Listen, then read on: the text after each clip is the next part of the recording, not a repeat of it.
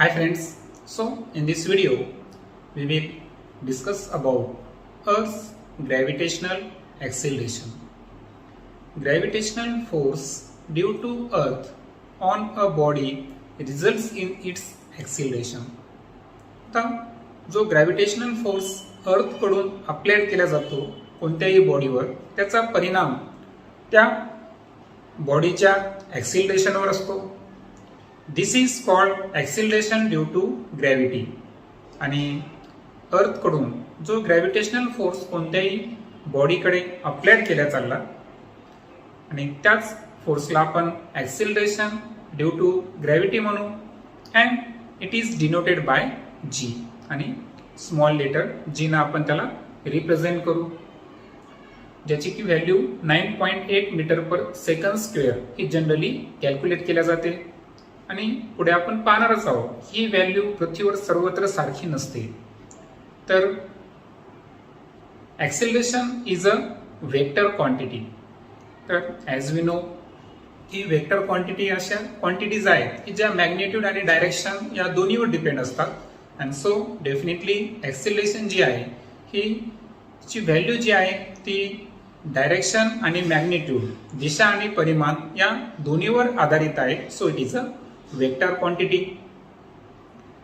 As the gravitational force on any object due to earth is directed toward the center of the earth, the direction of acceleration due to gravity is also directed toward the center of the earth, that is vertically downwards.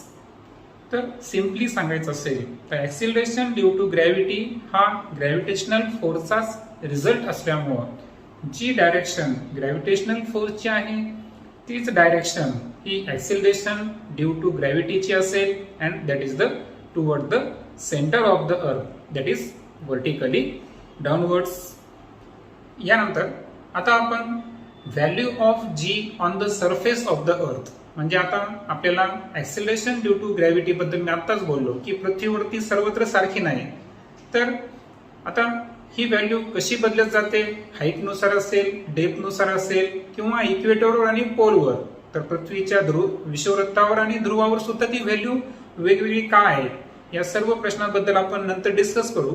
तर सध्या आपण discussion करूया की अर्थच्या सरफेसवर general value काय असते, जी की मी तुम्हाला 9.8 सांगितली, पण ती व्हॅल्यू कशी डिफाईन होते त्याबद्दल आपण डिस्कस करू. आता या अगोदर आपण एक फॉर्म्युला पाहिला आहे, gravitational force is equal to F is equal to GMM upon R square, where R is the radius of the orbit. लक्षात ठेवा, small R it is the capital R plus H, ते radius of orbit आहे. आणि फोर्सचा जो another formula आहे that is the mass into gravity, that is mg. दोन्ही जे सूत्र आहेत हे फोर्सचे असल्यामुळे त्यांना आपण एकमेकांसमोर प्लेस करू. So we get mg is equal to gmm upon R square. So small M हे दोन्हीकडे कॅन्सल होतील and we get small g is equal to capital G into capital M upon R square. आणि वस्तू जर पृथ्वीच्या सरफेसवर असेल तर अशा वेळेस हाईट 0 असते. And so radius of orbit is equal to radius of earth, म्हणजे स्मॉल आरची व्हॅल्यू ही कॅपिटल आरच्या इक्वल येऊन जाईल. अँड सो जे फॉर्म्युल्यामध्ये चेंज येईल तो असेल G is equal to GM upon R square. आणि यावेळेस आर आपण कॅपिटल घेतला.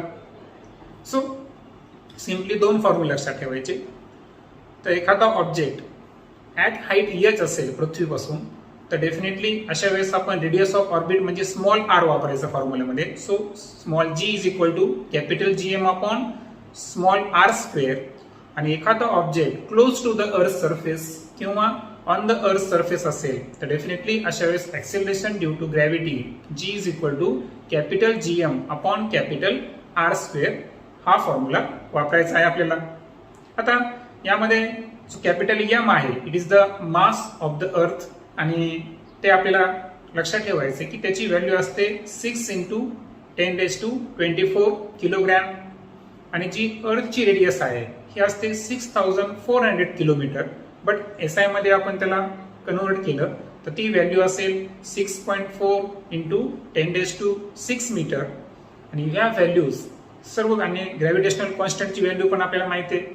या सर्व व्हॅल्यूज जर आपण पुटअप केल्या तर स्मॉल जी ची जी अप्रॉक्सिमेट व्हॅल्यू निघते ती आहे 9.77 metre per second square.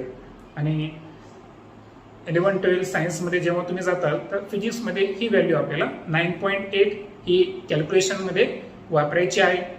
Then acceleration depends only on the mass capital M and radius r of the earth, and so the acceleration due to gravity at a given point on the earth is same for all the objects. आता आपण acceleration due to gravity चा formula पाहिला.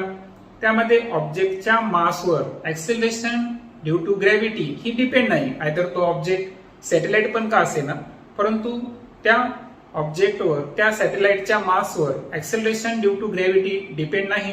याचा अर्थ acceleration due to gravity ही अर्थच्या mass आणि अर्थच्या रेडियसवरच डिपेंड आहे. याचा अर्थ असा होतो की पृथ्वीवरील कोणत्याही पॉइंटवर ऍक्सेलरेशन ड्यू टू ग्रॅव्हिटी ही कोणत्याही ऑब्जेक्टसाठी कोणत्याही पॉइंटवर नाही तर कोणत्याही ऑब्जेक्टसाठी ऍक्सेलरेशन ड्यू टू ग्रॅव्हिटी ही सेम असते. पुढे आपण फ्री फॉल आणि वेटलेसनेस या कन्सेप्ट पाहताना बघणारच आहोत की कशा पद्धतीनं ऑल ऑब्जेक्ट्सवर ऍक्सेलरेशन ड्यू टू ग्रॅव्हिटी ही कशा पद्धतीनं सेम असते.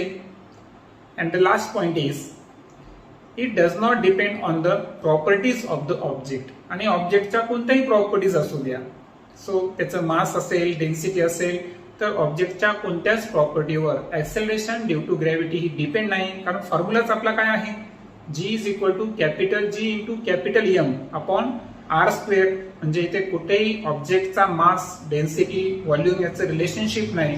So it is independent on the properties of the object. So that's all information about acceleration due to gravity. In next video we will discuss about how there is the variation of acceleration due to gravity along the surface of the earth or at height or at the depth.